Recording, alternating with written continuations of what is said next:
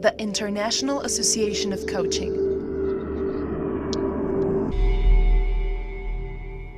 Home of the coaching masteries.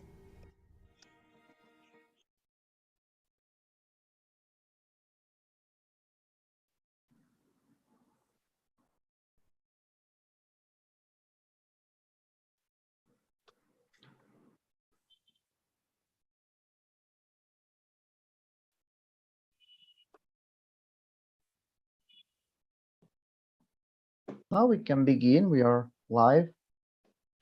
Welcome all. Hi, good morning, good afternoon, and good evening. This is Saurav Mohanty from India, welcoming you all to another round of Learning Circle. Today we have a very, very powerful topic. It's the impact of incorporating coaching in education. We have a panel of very esteemed speakers, and we shall soon get into this and learn from them as to what's happening around the world on this topic. So before we move on, may I request Julio to just share a couple of slides which will tell you on how to listen to this if you want the interpretation to be done. If you can see, we have enabled the interpretation here. You just have to look into your Zoom screen, locate the icon which activates the translation, choose the desired language which you want to listen to. You will hear the original language in the background and the translation as well. You can mute the original language and stay with your chosen language. And if you wish, you can cancel the translation at any time. So that's the setup. We'll give you about 10 seconds to do your setup so that we can move on to this exciting session This meeting is that we being have planned recorded. for you. As we request the speakers to come and share their thoughts, may I request all of us to keep our microphones on mute so that it does not distract while the speakers are speaking. Thank you all for your energy and your participation. Yet another great session that we have from the IAC. Let's move on now to this topic which we have for you. It's about the impact of incorporating coaching in education. Coaching, in its basic expression, is understood as a one-on-one conversation which focuses on promoting the learning and development of people through provoking and encouraging self-awareness and awakening.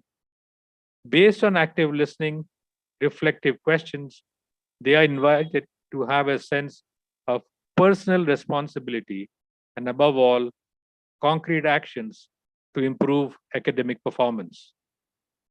When we want to determine the impact of incorporating coaching in education, we refer to the fact that this conversational methodology does not focus on teaching in a directive way like the traditional education has been, but on the contrary, it allows creating the right conditions to learn independently, creating the best environments and safe areas for people to learn by themselves, making students arrive at solutions through their own self reflection, improving their academic performance and their daily lives. In today's learning circle, the International Association of Coaching, we have four eminent volunteer members to share their vision on this topic, which we are privileged to have, and will be honored to have them share their thoughts and what is happening in their part of the world. So may I invite all of you to welcome the four speakers one by one.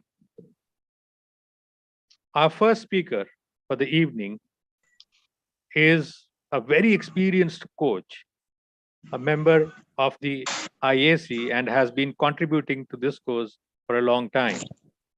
Ladies and gentlemen, may I present Jessica Lu from Taiwan and Vietnam. Welcome aboard, Jessica. Jessica is from Taiwan and now lives in Ho Chi Minh City in Vietnam.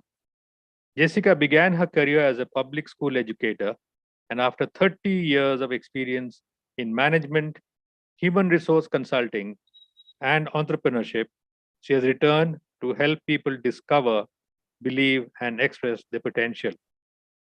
Right now, she is an IAC certified coach, a member of the certification committee, and member of the governing board of the IAC.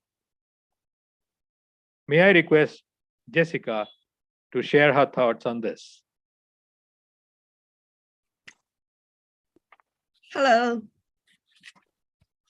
My time here is evening, so good evening. But I do know that we are from all around the world, so good morning, good afternoon. So first, I would like to thank you for this opportunity that to be able to speak and share my idea here about two things that in my life is so dear to me. One is education, one is coaching. And just happened in my life that I start with the education and I ended up because I think being a coach will be my long last life occupation. So I started with education and ended up with coach. So it must have some relevance and relationship. So I would like to share my idea about this too, using my life experience. If I look back to my career, working life, I will separate, it's quite clear actually, separate into three parts. The first part was the period when I was a school teacher. So I was an educator. I studied in the college. My major was education. So I studied how to be a teacher, how to understand children, the psychologies of adult learning different from the children learning, and how to handle parents, those of things. I was a school teacher for over 11 years. So during those teachers' years, I was in Taiwan. So everything is in Chinese, my mother language. So I would like to start with what we Chinese say, although I would translate into English, so to make the translation easier. So in the ancient Chinese, in Tang Dynasty, we have one scholar called Han Yu, and he has an article called Shi Shuo, which means on teaching. So this article was this scholar talking about teacher.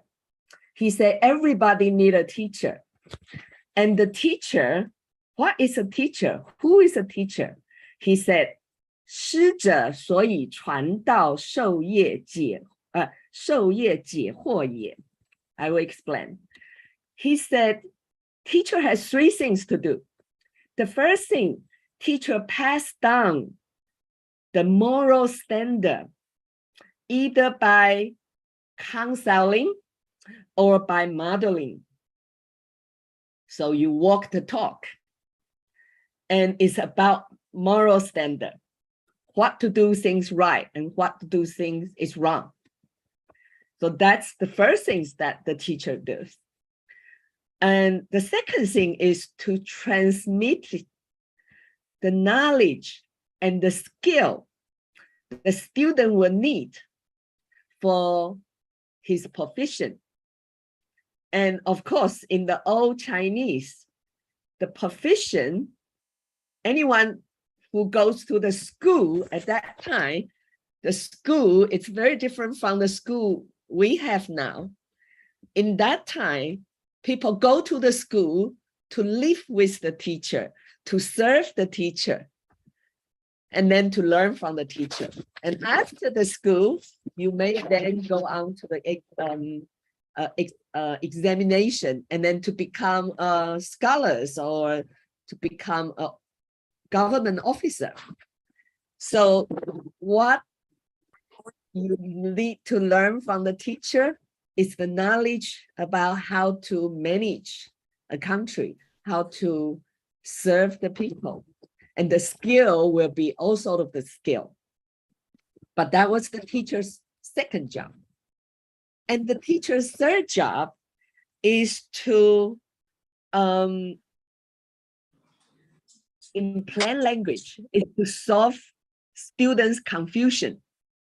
So when the student is confused, having doubt, don't know what to answer, can't find the answer, or can see clearly the things, and they will come to the teacher and ask the teacher to talk to them and to comfort them and to make clear of the thing that trouble them.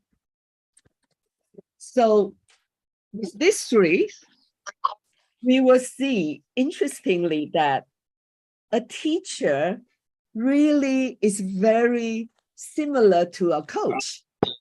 That a good teacher is someone who really, the student will really look up to and will be willing to seek opinions and asking questions and come to talk with when they got confused.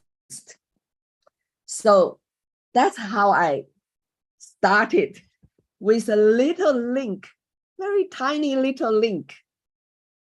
Only until later I become a coach, I do understand how much it matters, how much they two related to each other.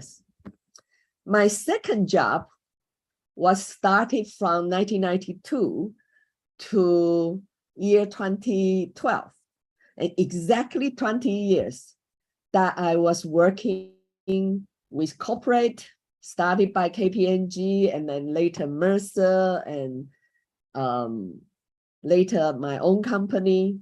I established my own company, running for 8 years, and then sold my company to the multinational Watson Wyatt.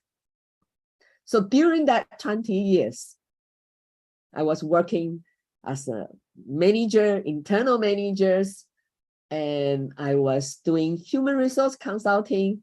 I was teaching leadership, helping company to form their leadership group and to help their team building in terms of leadership management team. And during those 20 hardworking years, one thing that really stick in my mind is how to be a good manager. And I will say one sentence again in Chinese, because I do think this actually explains the whole thing, but I will translate it into English, so it's easier for other language translator. The sentence say, 经理管事，领导带人. The first 4 words means the manager manage task, leader lead people. So a good manager, in terms of what I understood, what the book said, and what I trying to instill or cultivate in my clients' management team, it's A good manager need to be a caring person. You care about your subordinates' success. You support them to be a successful person. You focus on the person, not the task. You give the person guidance. And so they will be able to credit you as their leader. So we often say manager is a title. It's on your business card. It's your position. But you may not be a leader. Just because you are a manager, you may not automatically become a leader. Leader is a title, or is a feeling, is a respect, is a calling, is a credit from your subordinate. They will have to say, I trust you, and you are my leader. But many manager may not get this honor. The main reason is what? The main reason could be you may work very hard on getting the things right, but you don't pay attention to your staff as a person. So what I understood is being a manager, your job is to raise your subordinate higher, even beyond what they think they can do. And for me, this is the connection to the education as well. And our teacher really hope that all the students could be raised up beyond what we believe we can. And that's education. Education is to raise students up to where and what even the student themselves, they don't believe they can reach. But the teacher has to believe in them, just like the manager believe in their staff. And so in 2012, I retired, well, semi-retired. And for the next following 10 years, I gradually getting into coaching business. At the beginning, I was just feeling I got so much I knew. I would like to share with somebody and help that person to be successful. And then I find training to do. But in the training classroom, there are many people, and I can explain, I can share example, but deep in my heart, I knew after the training classroom, my training may not be deep inside the trainees' mind. When they went back to the office, they get into the daily busy working again. So they may actually not remember what I say, or the application just get lost in the day-to-day routine and busy small little things that they had to do. So then there was an idea coming out saying, well, you can do coaching, which means one-to-one, and you can follow up on the training. So that's why I started getting on to, I went to the UK, Cambridge University to get their post-graduation education about how to be an executive coach. Later on, I get my study, I accumulate hours, and I was able to get ACC from ICF, and then PCC from ICF, and also IAC's CC, actually early this year. So when I become a coach, everything become so connected. I can connect 10 years, well, over 10 years of my teacher's life, my 20 years of my manager's life, or management's consulting's life, and then 10 years now, my coaching life, all connect together in one big road. And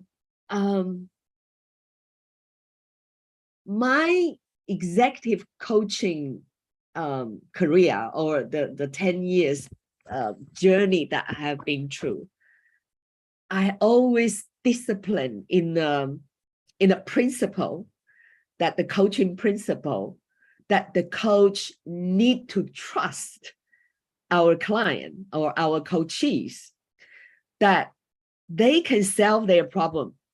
They are smart enough, they can solve their issue by looking at their issue clearly. If we coach can help them to show them like a mirror, stand beside them, show them as a sounding board, and then ask powerful questions, so they will be able to think and see inward. And then they will have this aha moment to realize maybe they didn't think in the right angle. They didn't see things in the different perspective. They didn't open up enough. They realized they had a limitation thinking that actually tied them together, not allow them to freely rolling with their creative mind. So my job become, I do care about them, and I have to show my care, and I do need to believe in them. And it's not about what they talk about that I pay attention. What I focus is this person. So I don't coach for the problem solving, but I coach the person how to see the problem by themselves and how to figure out they have the power to solve their problem, as long as they can keep calm, get the emotion out of their thinking barrier, so they can think straight on, they can see things clearly, and then the answer will come. And I encounter so many aha moments. My client look at me and say, yeah, why didn't I think so? And when every time I had that, the teacher's happiness, the happiness when I was a teacher and the happiness when I was a manager all came back to me. So I really have this all my life, whatever it's a teacher or it's a manager or somebody trained the manager and now coaching other manager, I have the same feeling that it was all linked together, and I figured it out. And with this, I want to share my summary. Can you see my slide now? Yes, I can see. Thank you. Is it possible to see clearly? Yes, very much. Yeah, thank you. So what I have talked about it is my working experience. I was a teacher and I was a learning partner. And when I was a manager or CEO or a consultant, I was a working partner. And when I was a coach, definitely everybody here now, I am a thinking partner. So the first things I link all of them together, and I think that's what the education and coaching can really impact together. It's this partnership. So I would say what coaching can impact education. The first one I would say is a partnership attitude, that the teacher or even the principal or the administrative in the school, in the education institution, all has to be this partner attitude. You were there with the student and walking the journey together to support the student to get to where they want to go or where they can go and they didn't know they can go. But you show them the vision, you ask them what you want to do and you help them. But you're not helping them just talk to them.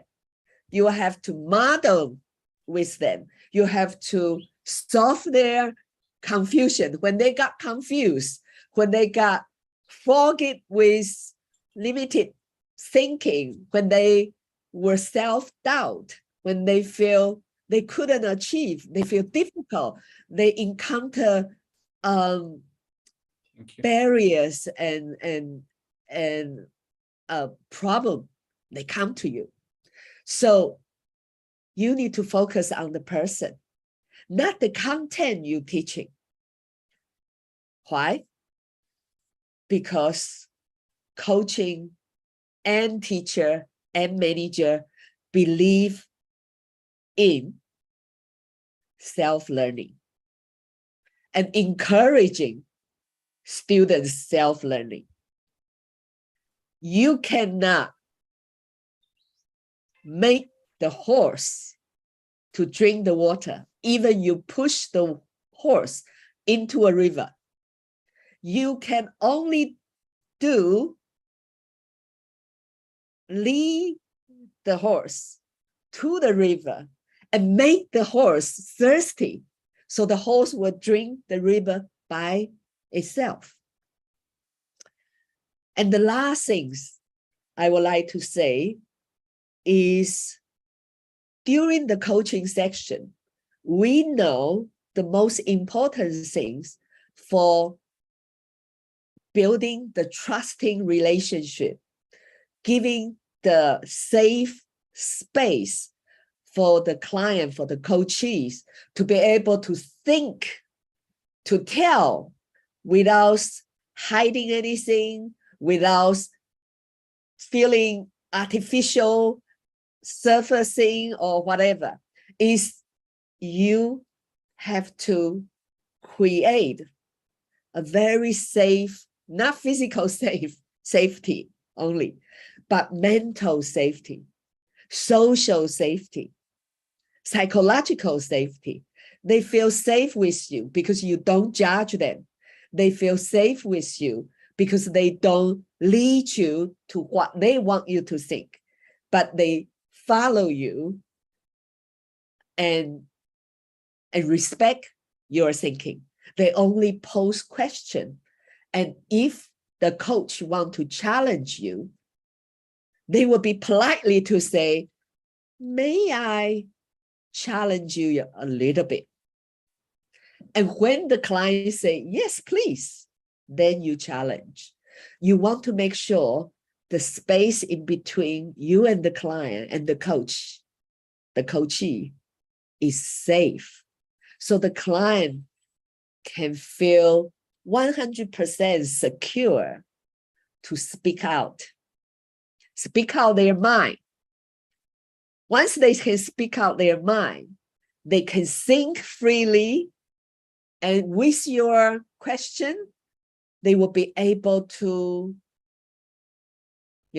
because you're some reflecting, mirror reflecting, they will be able to find their own logic, and they will have the aha moment. And all of that, the partnership, the focus on the person, the belief and encourage the self-learning, and the safe environment, everything is about helping the students or the coachee or your staff to learn in a happy way. So I want to close up here saying, with my 40 years experience, 10 years in teacher, 20 years as a manager, and 10 years so far as a coach, I find one sentence that we do need to remember. People say growth is painful. Growth may be painful, but the learning itself should be fun and inspiring. And how can we make learning fun and inspiring? You have to be a good teacher, can do 3 things, and you have to be a manager that don't focus on the task, but focus on the person, and with partnership attitude and belief in self-learning, believe your client is smart enough to solve their own problem. The answer is in their brain, in their heart, as long as they can see clearly with your help. And with that safe environment, everybody should be happy and having fun. And I would say also, as a teacher, as a manager, and as a coach, I also learn from that safety environment, from the student, from the staff, and from my coachee. Every day was a learning. Either I facilitate others to learn or myself learning. So it's all been happy 40 years. So with this piece of sharing, I wish whoever listened to this will be able to share my value, and hopefully either in your education field or in your management working space or in your coaching session, you will be like me, having fun and got inspired. So this is my sharing. Thank you very much. Thank you so much, Jessica, for your insights.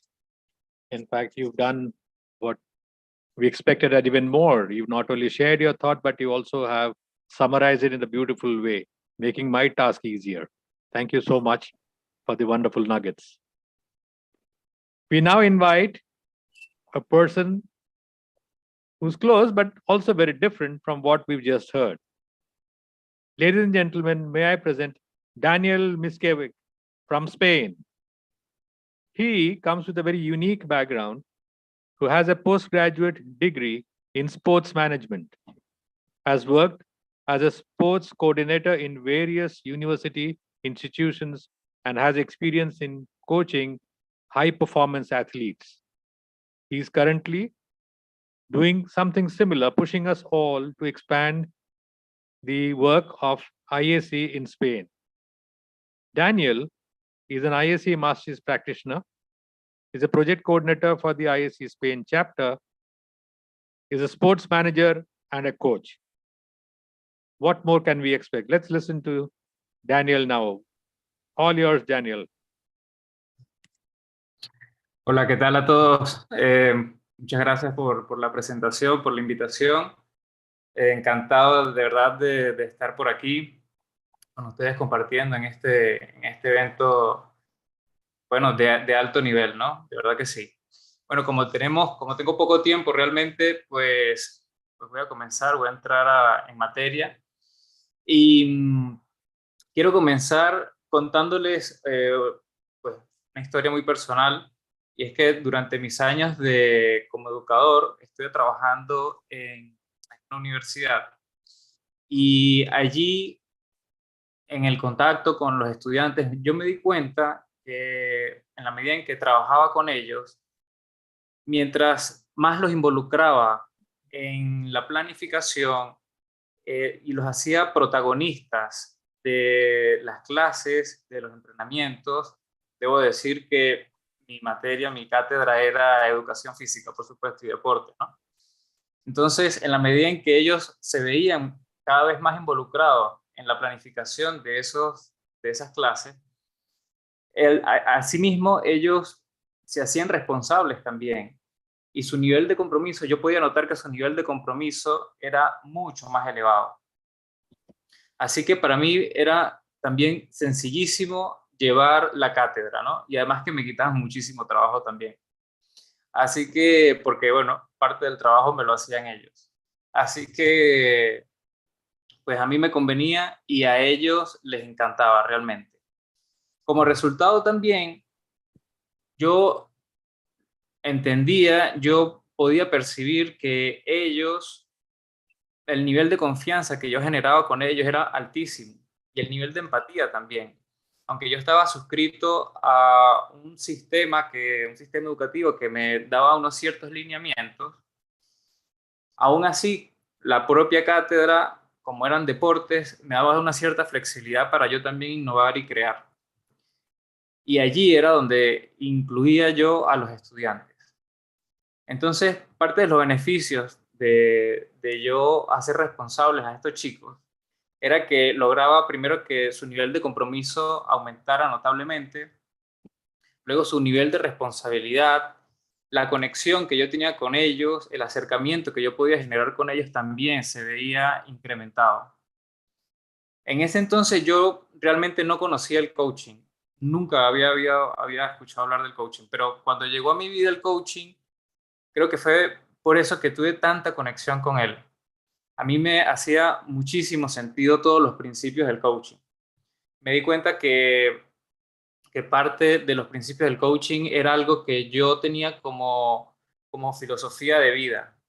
Para mí era súper importante generar todas estas herramientas, ¿no? Y aplicarlas.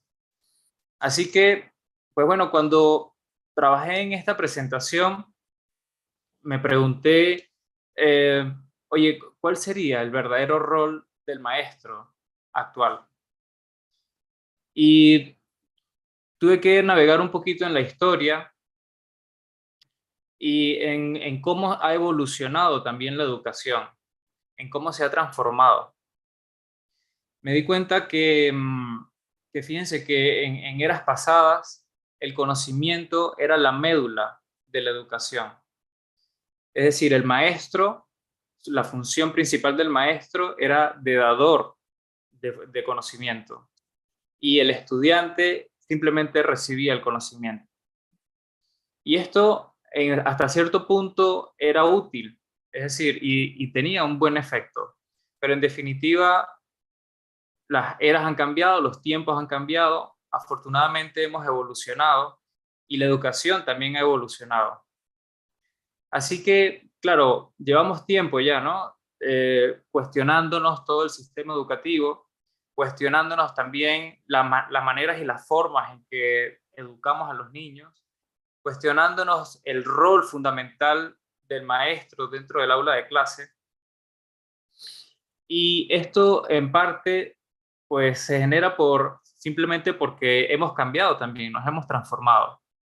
Les voy a plantear un ejercicio, bueno, hipotético, porque no tenemos aquí interacción.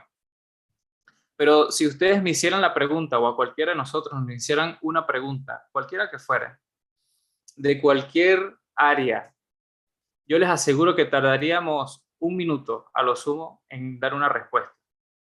Porque evidentemente tenemos navegadores de muy fácil acceso. En un móvil podemos buscar una información y dar una respuesta pues certera.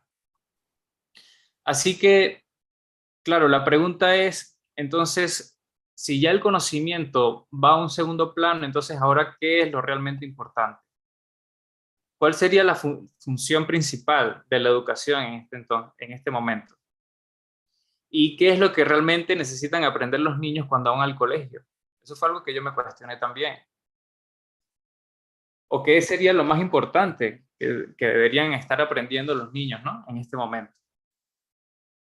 Así que para mí, cuando me hice estas preguntas, encontré que lo importante realmente es entender que el ser humano es un ser cambiante, que la educación debe ir nuevamente a los principios básicos, a trabajar el ser.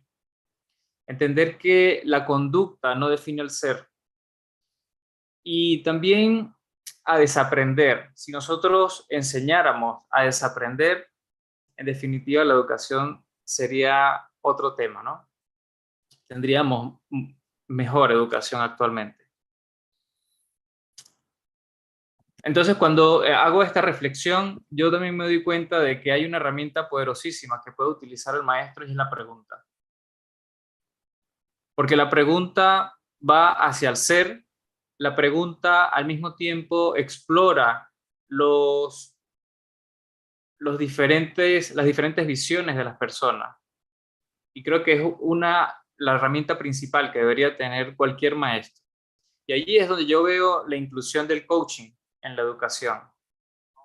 Ahí es donde yo veo el poder verdadero del coaching dentro del sistema educativo. Creo que nosotros como coaches tenemos una gran responsabilidad. Tenemos la responsabilidad de brindar una educación moderna, la educación que en definitiva necesitan los niños actualmente. Así que, ¿de qué manera puede el maestro agregar valor también en este caso? Entonces, claro, actualmente, a mi entender, o sea, luego de mis reflexiones, lo que puedo decir es que el maestro, su principal labor en este momento no es brindar el conocimiento. Como dije anteriormente, pues el conocimiento ha pasado a un segundo plano. Ahora, ¿cómo sí puede agregar valor? Puede agregar valor a través de los espacios, brindando espacios para que el niño se exprese, por ejemplo, brindando espacios para que el niño se reconozca, brindando espacios para que el niño se piense, se observe, para que el niño continúe perfeccionando su curiosidad. Y díganme ustedes si todo esto que estoy diciendo no forma parte también de lo que nosotros conocemos como coaching. Esto es coaching realmente. A esto es a lo que nosotros nos dedicamos, a explorar realidades. Y les voy a citar algo que le escuché a Elena Espinal, y dice que las preguntas son las que te llevan a mostrarte y a mostrarte en relación con el mundo. Y que cuanto más es poderosa esa relación con el mundo, más mundo ves y por más mundo vas. Me pareció súper interesante esa reflexión de esta gran coach, como lo es, por supuesto, Elena Espinal. Y fíjense que allí es donde realmente tocamos la esencia del ser, señores. Y desde allí el educar se convierte, pues, sencillamente en transformar. Pues a mí me habían dicho que yo tenía solo 10 minutos en esta presentación, así que hice algo muy, muy breve, muy conciso. Y pues nada, de verdad, nuevamente encantado. Muchísimas gracias a Julio y a todo el staff, a la señora Betsy, por supuesto, a todos. Encantado de estar aquí con ustedes y de haber compartido este momento. Muchísimas gracias.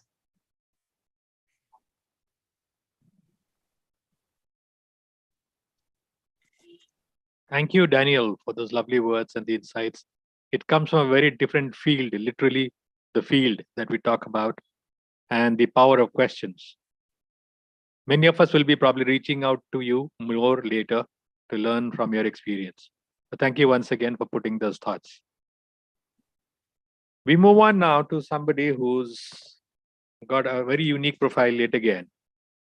Please welcome Burton Tachinda from Cameroon. Right? He is an ISC Masteries practitioner, the ISC chapter leader at Cameroon, and a coach, trainer, and university teacher again.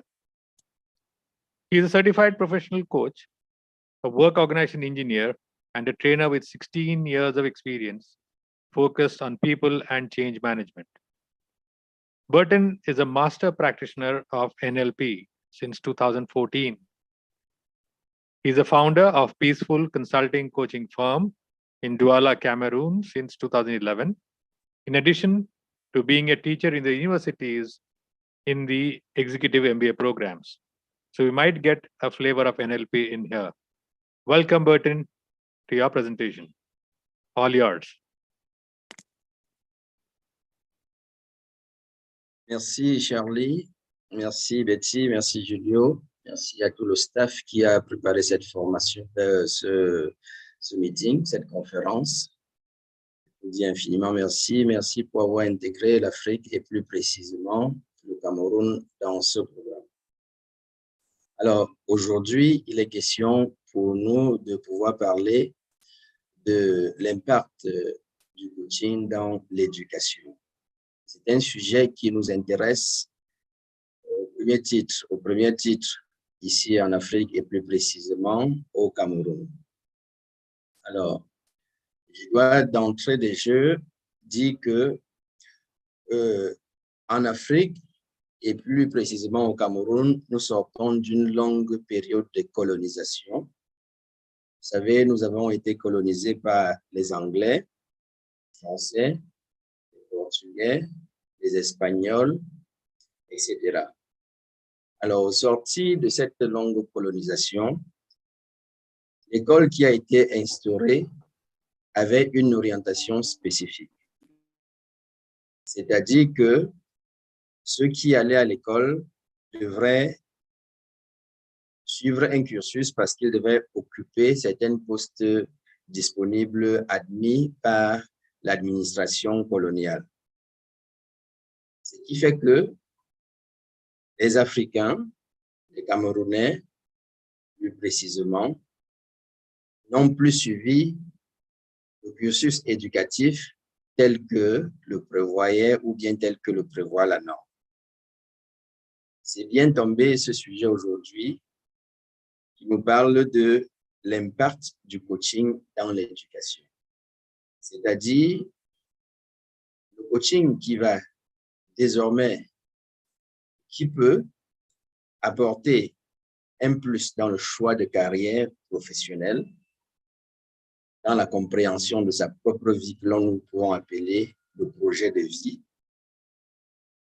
dans l'apprentissage et plus même dans la projection du futur pour que chacun puisse savoir qu'il est sur la terre pour une mission de vie précise et que rien que le ciel devient la limite. Merci pour m'avoir choisi pour ce thème au niveau du Cameroun, au niveau de l'Afrique. L'impact du coaching dans l'éducation, je voudrais commencer par attirer notre attention sur la compréhension de la différence entre l'éducation et l'instruction. Parce que si nous ne faisons pas cette différence entre l'éducation et l'instruction, on risque de se mettre de côté. Dans les débats actuels que nous suivons, que ce soit à l'école et la famille, on dit que l'école et la famille sont mises en opposition quant à leur mission et devoirs à l'endroit des enfants, en jetant principalement la faute et en soulignant essentiellement les manquements de l'école. Il est donc fréquent d'entendre les gens dire « c'est le rôle de l'école d'apprendre le respect aux enfants, c'est le rôle de l'école de leur enseigner la politesse et le vivre ensemble ». Je dois dire que l'instruction se rapporte à la transmission des savoirs et des connaissances. Instruire revient donc à apprendre aux enfants à lire, à écrire, à compter, mais aussi à acquérir les connaissances en histoire, en sciences, en langue, en anatomie, en biologie, et j'en passe. L'instruction est la mise donc en forme des esprits par la transmission des savoirs. Je voudrais dire le savoir-faire et même le savoir-être. Si nous comprenons la chose de cette façon, nous devons dire que c'est donc à l'école d'instruire. En ce sens, si nous le voyons en ce sens, nous comprenons que l'école est éducative. Mais elle n'a pas simplement pour rôle premier l'éducation, qui est au ressort des familles et du privé. Je voudrais donc vous amener à comprendre cette collusion, cette conséquence de la collusion entre la famille et l'école, entre l'éducation et l'instruction au niveau africain et plus précisément au niveau camerounais, vu sous l'angle, sur la projection d'un continent qui vient tout droit de la colonisation. La conséquence, c'est donc que les gens ressortent de l'école avec des diplômes et non l'éducation. Ils recherchent beaucoup plus à passer en classe supérieure, avoir un niveau d'études élevé, mais l'éducation est absente. L'autre conséquence, c'est que les gens font des choix ou des orientations sans adéquation réelle avec leur projet de vie. Ce que l'on trouve, on fait. Ce que l'on ne trouve pas, on ne le fait pas. Là où on nous permet de pouvoir aller, si ce sont nos parents, si ce sont nos éducateurs ou bien nos instructeurs, on y va simplement parce que au bout, il y aura un poste de travail disponible. L'autre conséquence, c'est que d'autres, bien qu'ayant réussi, ont un manque criard de confiance en soi, en entreprise, et parfois, dans ces entreprises, ils développent ce que je vais appeler, ou bien nous appelons tous, le syndrome de l'imposteur. C'est-à-dire qu'on a des compétences, mais il manque de confiance en soi. On a du savoir, mais il manque de la confiance en soi et l'estime de soi. Ces éléments qui ne sont pas enseignés à l'école.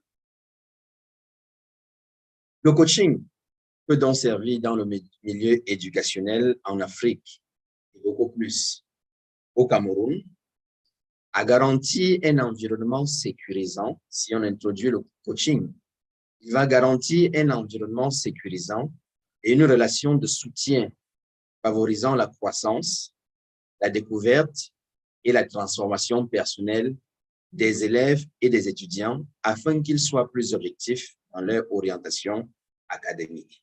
C'est-à-dire que l'orientation académique de chaque élève, de chaque étudiant, de chaque apprenant doit être en étroite collaboration ou bien en étroite ligne avec sa mission de vie, avec sa raison d'être.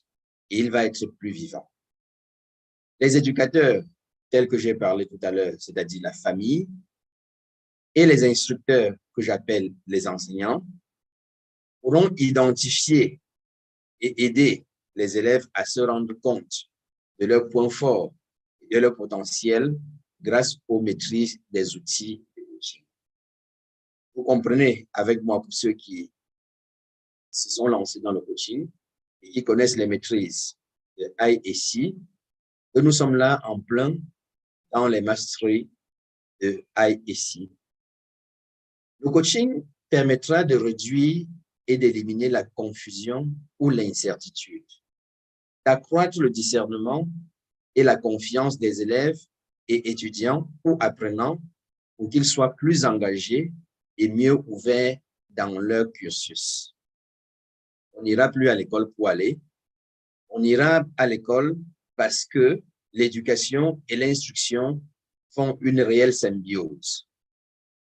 Le coaching, il va permettre de créer un espace propice à l'émergence d'idées pour que un enfant, un étudiant, un apprenant ne pense plus qu'il y a des choses qui sont propres plutôt aux autres et pas à soi. Il permettra de faire des choix d'opportunités des filières afin qu'ils sachent que leur seule limite est le soleil ou comme les anglo-saxons le disent, the sky is the limit. L'éducation, elle se réfère à l'apprentissage des règles du vivre ensemble. Par exemple, le respect des autres, savoir qu'autrui existe et que nous ne sommes pas le centre du monde, mais plutôt qu'il faut mettre l'être humain au centre du monde. L'être humain doit être au centre.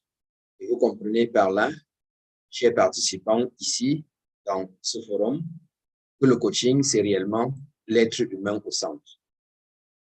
L'éducation guide les enfants et les adolescents dans leur comportement vis-à-vis du reste de la société dans laquelle ils vivent, Concrètement, bien se comporter en société relève davantage de l'éducation parentale, tandis que l'élévation de l'esprit relève de l'instruction à l'école. Je ne voudrais pas monopoliser la parole ici. J'ai préparé quelque chose d'assez succinct puisque je n'en avais que 10 minutes.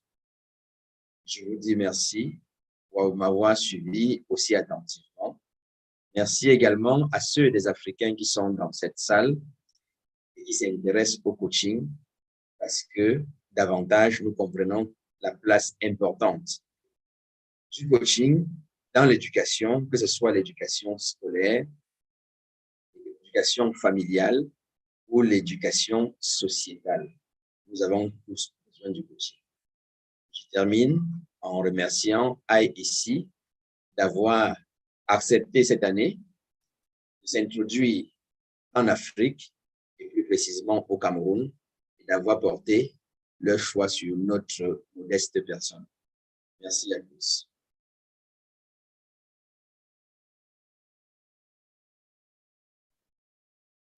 Thank you so much, Burton, for those lovely pieces of information, especially focusing on the future of students as well, how to align and focus on what the projects of life are. That's more important than just getting degrees and diplomas. Thank you so much for that. We have our fourth speaker ready, but before that, we will have the customary IAC photograph. So my request all of you to switch on your cameras, put on the best possible smiles for Julio and Betsy to click our photographs.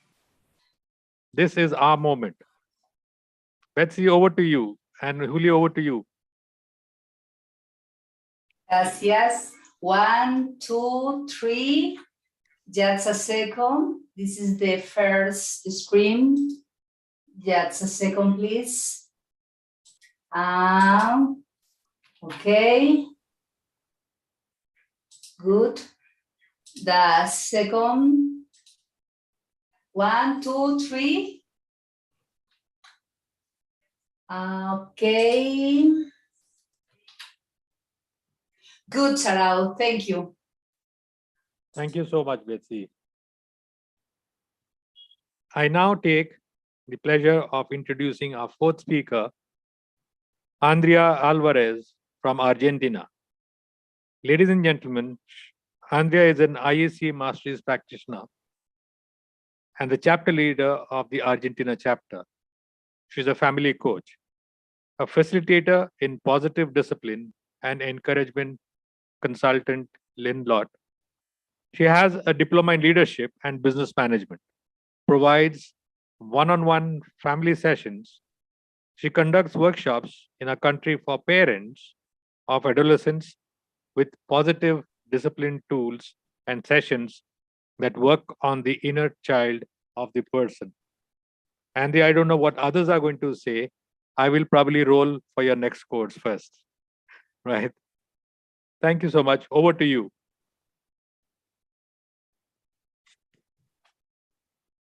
Buenos días, buenas tardes, buenas noches, porque sé que estamos en distinta zona horaria.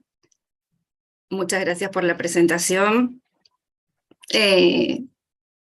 Cuando me piden la bio, me gusta decir que soy coach de familia. Tenemos muchos títulos, pero soy mamá de 2 varones, que fueron los que me incentivó a ser coach de familia y entrar a este mundo que me fascina.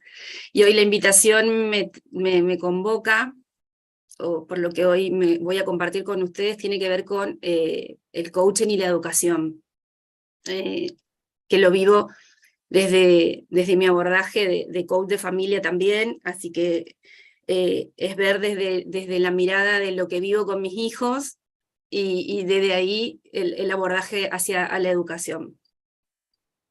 Si voy muy rápido, me avisan porque soy de hablar rápido y entonces trato de ir pausando. En cuanto al coaching educativo, lo que hoy me gustaría compartir, que es bastante lo que vienen escuchando, porque me uno a lo que vinieron compartiendo los otros ponentes.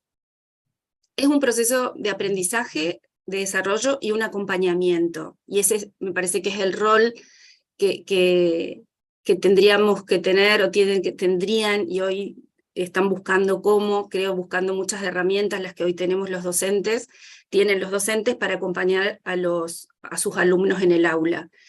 Desde mi mirada es una forma de acompañamiento que tiene obviamente por objetivo el aprendizaje, el desarrollo, el crecimiento individual o grupal, de una forma personalizada y más cercana.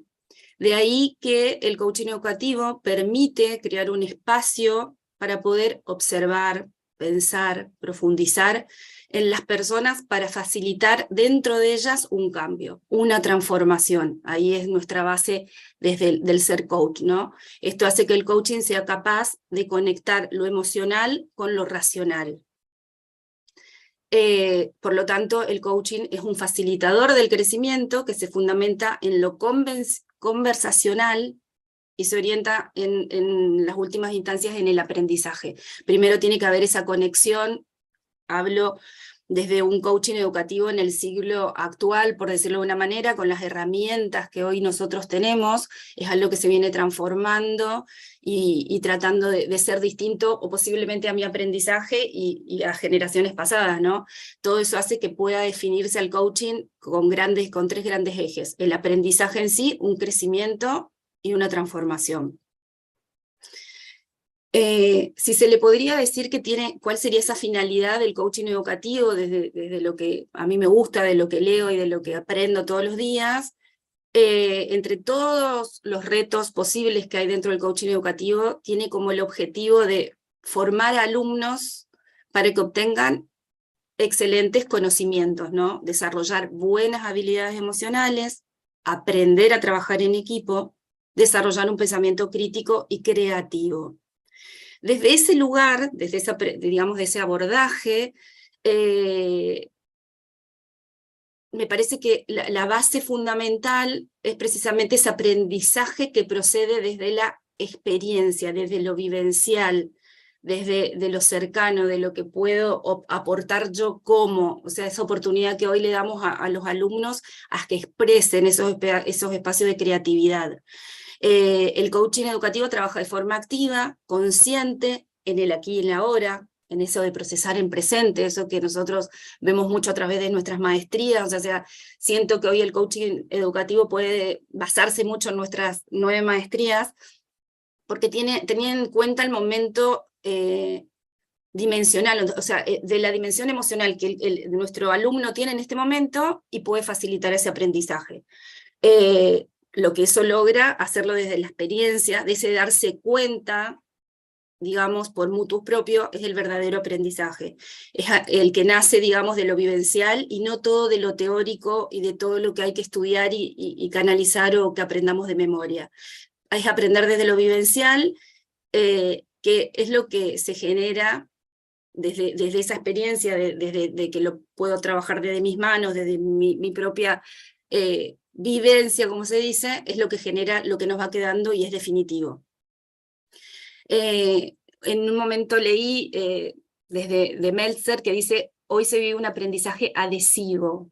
¿Y qué quiere decir con ese aprendizaje adhesivo? Esto que veníamos diciendo, que los conceptos se pegan solo en la superficie o en la superficialidad, y lo suficientemente queda por fuera y no lo interiorizamos tanto. ¿Por qué? Porque el alumno, si estamos con la educación, digamos, convencional, es bueno, eso que se estudia de memoria, estudio para rendir, estudio para poder sacar buena materia, pero no para que me quede, para que ese conocimiento sea aprendido, digamos, y me quede, simplemente me queda para algo efímero y superficial porque necesito, digamos, aprobar una materia. Y desde mi mirada, en el coaching educativo tiene que tener una buena base en la emoción, en ese proceso, en el proceso de aprendizaje. Hay un libro, Coaching Educativo, que dice: las emociones al servicio del aprendizaje. donde dice que las emociones vienen a ser ese pegamento que venía comentándoles que une la atención al contenido. Es decir, el aprendizaje se fija en los alumnos cuando es capaz de llamar la atención a nuestro alumno, cuando hay emoción en eso que estoy aprendiendo, cuando soy parte de lo que estoy aprendiendo, cuando estoy implicado en eso, y me involucro, hay un crecimiento y un aprendizaje en eso. De ahí que el coaching educativo me parece que puede estar ligados o es realmente importante poder hacernos y hacer estas 4 preguntas de cómo me siento, me interesa lo que me están planteando, es importante, puedo hacerlo yo, porque es bueno que dentro de ese aprendizaje hoy el alumno sienta que es algo posible realizar, entonces lo tenga como esa meta a cumplir. Basándonos en 4 pilares, el de elevar el nivel de conciencia, es el primer pilar que se centra en hacer más conscientes las acciones que se van a llevar a cabo. No solo las acciones, sino también esas emociones, pensamientos, creencias y resultados. Otro de los pilares es la responsabilidad. El coaching enseña a generar opciones y elegir cuál es la mejor o la más pertinente para este aprendizaje. Porque hablar de coaching, como decía, pues es hablar de aprender a aprender, no de enseñar. Aprendo a través de mis propios medios y a través de, en este aprendizaje también obviamente puedo tener consecuencias de una mala elección, pero también aprendo. Entonces la oportunidad de que el alumno pueda elegir, pueda ver, siempre estar guiado, pero que tenga esa posibilidad de ser parte de, cuando nosotros, tanto al alumno como a un hijo, como en un equipo de trabajo también, cuando lo hacemos parte, cuando esa voz es escuchada, cuando yo di una idea, me comprometo mucho más porque me hice parte de esa decisión. Otro punto es la creatividad. La creatividad debe tener como punto de partida la confianza, confiar en eso que nos traen. Es un espacio que el alumno tiene que sentir que es libre de juicio y de evaluación. O sea, traigo esta mirada, traigo esto, trato de aportar sin juicio a lo que el profesor, el maestro, podría tener de esa mirada. Y la transformación. Digamos que nosotros a través del coaching lo que buscamos es esa transformación, es el acompañamiento para la transformación, no solo pensando posiblemente en el aula en un mejor aprendizaje, sino también para lograr un cambio, un para qué de ese alumno. En este rol, digamos que este docente coach, este profesor, el que acompaña dentro de un aula, es el facilitador, como propiamente decimos, del aprendizaje. ¿Qué quiere decir esto? Que el coach no es una persona, o el profesor que está haciendo ese rol de docente, digamos, que da la respuesta, sino una persona que pone al que aprende o al alumno en el centro, y lo hace responsable de su propio proceso de aprendizaje. Por tanto, digamos, el coach acompaña, ayuda al otro a pensar y a comprender, digamos, esa realidad en la que está viviendo, a contactar con sus valores, con sus emociones, con sus propios retos, y también con sus propios conflictos o posiblemente incertidumbre que nos trae todo este abordaje digamos, de aprendizaje y demás. Dentro del aula y dentro de una familia, dentro de una organización, puede ser que hayan ciertos roles que hay que cumplir, y a la hora de llevar un trabajo, una clase, una sesión de aula. Entonces, dentro de esas, digamos, de ese rol que tiene el coach o el docente, es decir, bueno, sí, tengo que asignar una tarea, tengo que acompañar a que mi alumno con la gestión del tiempo, posiblemente una desmarcación, una limitación de espacio, hasta dónde, la atribución de los roles dentro de sus propios compañeros, y obviamente el cumplimiento y la preservación de las reglas dentro de cada aula. Yo considero que como dentro de cada familia, cada organización, cada aula hay unas propias reglas, hay un propio límite, cada profesor tiene una cercanía, una conexión y un formato que no es universal para todos. Hoy creo que cada profesor tiene la posibilidad de tener una relación mucho más cercana con su alumno y tener un aprendizaje y una conexión distinta con la necesidad de cada alumno. Entonces, desde esto que venimos diciendo de enseñar desde la emoción, el docente dentro del aula y el acompañamiento del coaching educativo debería tener como un manejo de la siguiente, o sea, de unas habilidades que voy a plantear. El no saber, o sea, digamos, tener esa posibilidad y esa, digamos, apertura de saber que no somos la única fuente de conocimiento en el aula.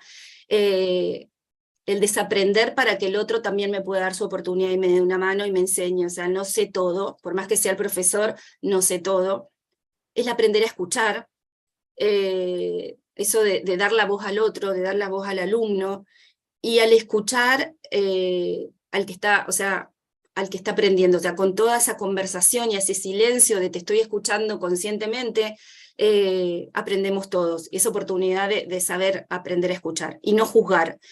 Ser parte, digamos, siempre desde el principio, desde esa relación de confianza, o sea, creo que desde el primer día de clase, nosotros, bueno, nuestra maestría 1 tendría que estar ahí en esa aula, de que ese es nuestro espacio seguro, que digamos, es un lugar de escucha, de confianza, y desde ese lugar de no juzgar vamos a poder comprender y escuchar a otro, ¿no?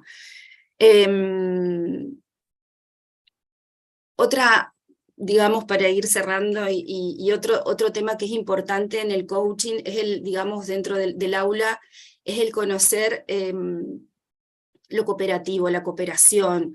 Entonces hay entre las dimensiones, tanto de la emocional, el cooperativo, el experiencial, que fue el que nombré más adelante, y uno dinámico, que teniendo en cuenta esas 4 dimensiones, ¿qué buscamos? Mejorar el nivel de autoconciencia del alumno, desarrollar un liderazgo individual, respetar la diversidad, respeto el pensamiento colectivo, el respeto al otro, respeto a su metro cuadrado, aumentar la empatía, eso como decimos de ponernos en el zapato del otro, tener eso como parte, la motivación, tratar de motivar, de tener conectado al alumno con lo importante, con que sí, obviamente tenemos que estudiar la historia y demás, pero hay cosas que hoy se necesitan como más herramientas, que obviamente arrancamos desde la familia, ¿no? La familia es una base de contención, es un núcleo, pero la verdad que hay muchos alumnos que hoy necesitan encontrar en un aula esa contención, el aprender para poder ser responsable. Entonces creo que el coaching educativo tendría que tener en cuenta la motivación, el enfoque, el dirigir, el recordar, el acompañar y sobre todo el experimentar. Hoy, obviamente, dentro de un aula, uno de los, digamos, se le podría decir enemigos del coaching o de todo esto, el inconveniente que hoy tiene posiblemente un docente dentro del aula, es el tiempo. Porque en realidad, como nosotros sabemos, el coaching se trata de un proceso, de un acompañamiento, y los resultados no son inmediatos. Entonces, hay que darle un tiempo, hay que darle un ritmo, y hay veces que no tenemos ese tiempo, no se puede dentro del aula. Entonces la invitación, desde mi humilde mirada, es poder convocar a todos los docentes a tener esta vuelta dentro y no sé si vuelta, y yo desde mi pasión a enamorarse del coaching, puedo decir, y hacer que con pocos detalles lograr que el alumno sea parte de ese aprendizaje, no solamente sea un repetir y demás, o sea, todo lo que dentro del colegio, dentro de lo que el alumno aprende, más allá de que la base esté en la familia, y de ahí yo creo que familia y educación hoy es fundamental que trabajen juntos. Creo que desde esa mirada, ese alumno que entra posiblemente en un kinder o en sala de 5, sale siendo un adulto con un montón de herramientas que puede abordar a su vida misma, y va a depender de todo ese aprendizaje de 12 años que tiene. Yo siempre digo, en mi caso mis hijos van a una escuela de doble jornada, posiblemente están más tiempo con los profesores que con su mamá por una cuestión laboral. Entonces eso, trabajar en casa y en la escuela, y que el profe pueda dar estas herramientas de la valoración, de te escucho, de conecto, y experimenta con esto, no pasa nada si sale mal. Esa sería mi herramienta a dejar para que sea el abordaje de ese lugar y ese acompañamiento. Yo tengo una frase que con esto cierro, que la separé porque me resonó para lo que traíamos hoy, y dice: la educación del siglo XXI se debe enfocar en creatividad, conciencia cultural, resolución de problemas, innovación, compromiso cívico, comunicación, productividad, colaboración, responsabilidad, exploración, iniciativa, confianza, liderazgo. El aula de clase debe ser tan dinámica como el mundo en el que vivimos. Y con eso me despido. Les doy gracias por la oportunidad, les doy gracias por este tiempo.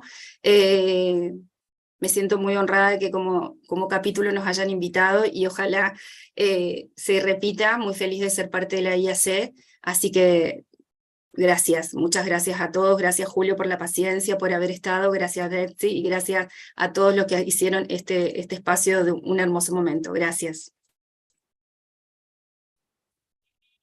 Thank you, Andrea, for the wonderful insights. In fact, you touched upon a very, very important point of how children get an opportunity to learn every time. And in today's world, with the internet making it more easier, it's for us to realize that teacher is definitely not the only source. Children can learn from anywhere and everywhere. It's possible. It reminds me of one very powerful line. It says, you cannot not learn. So every moment is a learning opportunity.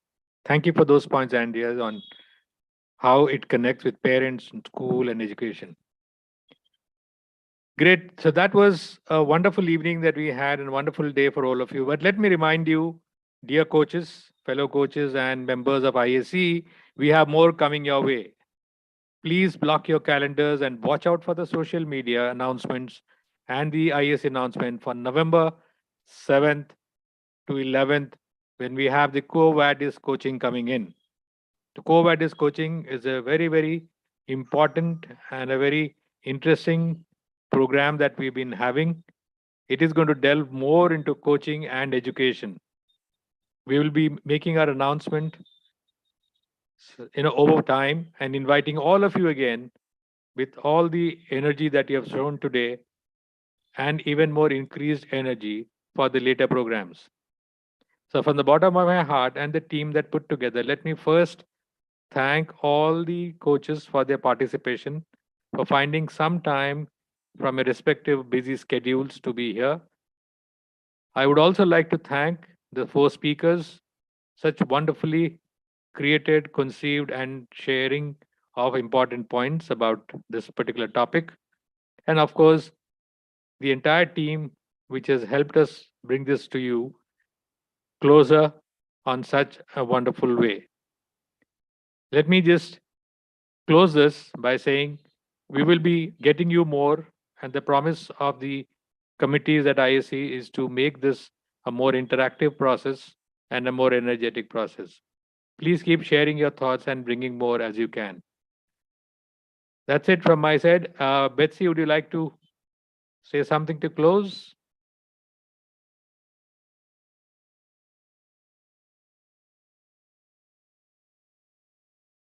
Okay. Right, thank you. So thank you all of you and have a great evening. Los esperamos en el Co-Vadis Coaching. Thank you very much. Thank you so much. Thank you, Sauraf. Good job. Good job. Gracias.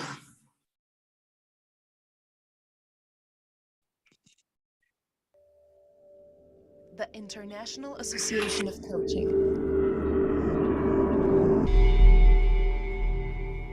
Home of the Coaching Masteries.